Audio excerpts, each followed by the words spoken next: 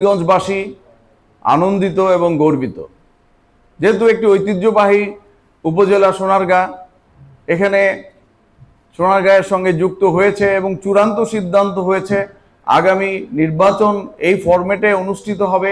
কাজেই এই বিষয়ে আর অন্য কোনো বিতর্ক তুলে ধরার আর কোনো সুযোগ নাই। আমি সর্বদাই সিদ্ধিরগঞ্জ এবং ফতুল্লা আসনের একজন প্রার্থী ছিলাম।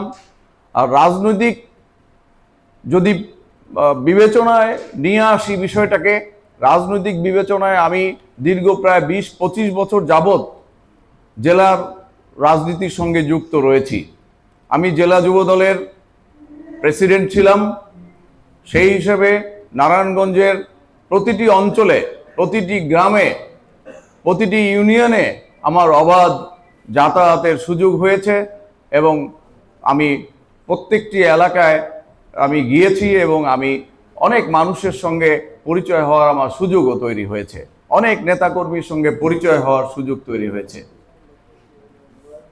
আমি যখন যুবদল করতাম সেই সময়ে যারা আমার সঙ্গে এই জেলায় যুবদলের রাজনীতির সঙ্গে যুক্ত ছিল তাদের অনেকেই আজকে বয়সের কারণে এবং অভিজ্ঞতার কারণে তারা এখন আরো উচ্চতর পদে অনেক জায়গায় তারা প্রতিষ্ঠিত হয়েছে।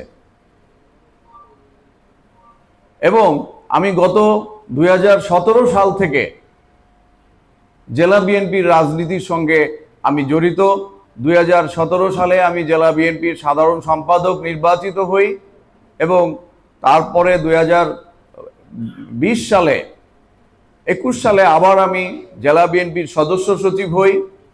এরপরে 2023-22 সালে আমি আবার জেলা বিএনপির সিনিয়র যুগ্ম আহ্বায়ক হই উইথ সাইনিং পাওয়ার। এবং পরবর্তীতে 2025 সালের ফেব্রুয়ারি মাসে 2রা ফেব্রুয়ারি আমি আবার জেলা বিএনপির আহ্বায়ক নির্বাচিত হই। কাজে সেই বিবেচনায় 2017 সাল থেকে অদ্যাবধি পর্যন্ত আমি জেলা বিএনপির রাজনীতি সম্মুখ সারিতে থেকে আমি জেলা বিএনপির রাজনীতি করে যাচ্ছি। রাজনৈতিক প্রেক্ষাপটে নারায়ণগঞ্জের কোনো উপজেলাই আমার কাছে নতুন নয়, কিন্তু নির্বাচনের প্রেক্ষাপটে সোনারগাঁ আমার কাছে একেবারেই নতুন। কারণ আমি কখনো ভাবি নাই যে সোনারগাঁ নিয়ে আমাকে নির্বাচনী প্রচারণায় অংশগ্রহণ করতে হবে। কাজেই কোন জায়গা থেকে আমি শুরু করব, কিভাবে শুরু করব, কার সঙ্গে কথা বলবো, সেই বিষয়টি ভাবতে ভাবতে আমার 1 মাস চলে গিয়েছে। আমি 1 মাস আগে এই সীমানা নির্ধারণ হওয়ার পরেও আমি কিন্তু একটিবারের জন্য একজন নেতাকর্মীর সঙ্গেও ফোন করে কিংবা কারো সঙ্গে ব্যক্তিগত পর্যায়েও আমি কেউ বলতে পারবে না যে আমি আলাপ আলোচনা করেছি যে আমি সোনারগাঁ থেকে নির্বাচন করব। আমি ভেবেছি, আমি চেষ্টা করেছি যারা আমার চাইতে আরো ভালো জানে, এই দলের আরো নীতি নির্ধারণী পর্যায়ে রয়েছে, আমি চেষ্টা করেছি তাদের সঙ্গে কথা বলতে এবং তাদের সঙ্গে কথা বলে আমি প্রায় 1 সপ্তাহ যাবৎ কিছুটা সংবাদ আমি সোনারগাঁবাসীকে দিচ্ছি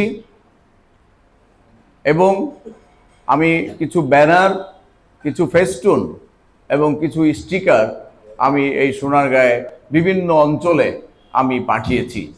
কিন্তু সেটি খুবই নগণ্য এবং খুবই অল্প। অন্যান্য প্রার্থীদের প্রচারণার তুলনায় আমি যেহেতু একেবারেই নতুন, অনেকে 1 বছর যাবৎ প্রচার চালিয়ে যাচ্ছে, অনেকে 20 বছর যাবৎ প্রচার চালিয়ে যাচ্ছে, অনেকে আরো বেশি আমার চাইতে।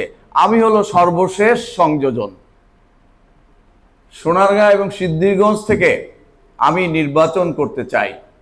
আগামী জাতীয় সংসদ নির্বাচনে সোনারগাঁ এবং সিদ্ধিরগঞ্জ আসনে আমি একজন প্রার্থী। বাংলাদেশ জাতীয়তাবাদী দল যদি আমাকে মনোনয়ন দেয় তাহলে এই আসনে আমি প্রার্থী হতে ইচ্ছুক। এই বার্তাটি আমি আপনাদের মাধ্যমে জনগণের কাছে পৌঁছে দিতে চাই। ওই যে আমি বলেছি যে কোন ফরম্যাটে আমি যোগাযোগ করব, অসংখ্য নেতাকর্মী শুভাকাঙ্ক্ষী আমার রয়েছে। অসংখ্য নেতাকর্মী এই উপজেলায় বিভিন্ন পদে আমার মাধ্যমে, আমার নেতৃত্বে, আমার স্বাক্ষরে অনেক নেতাকর্মী এই উপজেলায় এখন সামনের সারিতে থেকে নেতৃত্ব দিচ্ছেন।